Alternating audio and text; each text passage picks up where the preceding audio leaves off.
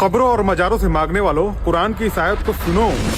उस शख्स से बड़ा गुमराह कौन होगा जो अल्लाह को छोड़कर उन मन घड़त देवताओं को पुकारे जो कयामत के दिनों तक उसकी पुकार का जवाब नहीं दे सकते और जिनको उनकी पुकार की खबर तक नहीं है। अब इस पे भी कुछ लोग कहेंगे कि हम तो वसीला लगाते हैं, हम तो मांगते अल्लाह ही से हैं, लेकिन इनके जरिए से मांगते हैं, ये अल्लाह के वली हैं। तो उनके लिए भी कुरान में एक आयत है जो मैं सुनाना चाहूंगा, सुने।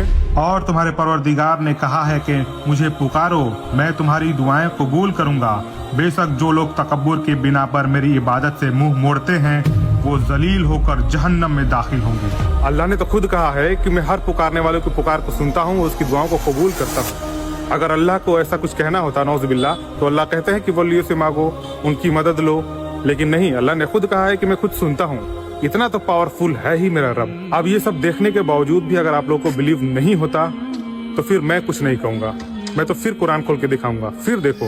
हकीकत यह है कि आंखें अंधी नहीं होती बल्कि वो दिल अंधे हो जाते हैं जो सीनों के अंदर है। तो आप लोगों ने देख लिया, आंखें अंधी नहीं है आप लोगों की, आपकी जो सीने में दिल है वो अंधी हो चुकी है। तो कुरान को पढ़ो, किसी पे बिलीव मत करो, किसी बाबाओं झाबाओं पे इस पे बिलीव नहीं करने की जरूरत नहीं है। कुरान पे बिलीव करो, इसे खुद पढ़ो, समझो। नहीं समझ में आ रहा है तो अरबी सीखो, अरबी भी नहीं समझ में आ रहा है तो ठीक है रोमन में पढ़ो। ऐसा कुरान शरीफ लेने के लिए बायो में मेरा लिंक है, वहाँ पे जाइए और कुरान ऑर्डर कीजिए। जज़ाकल्लाहु खैर।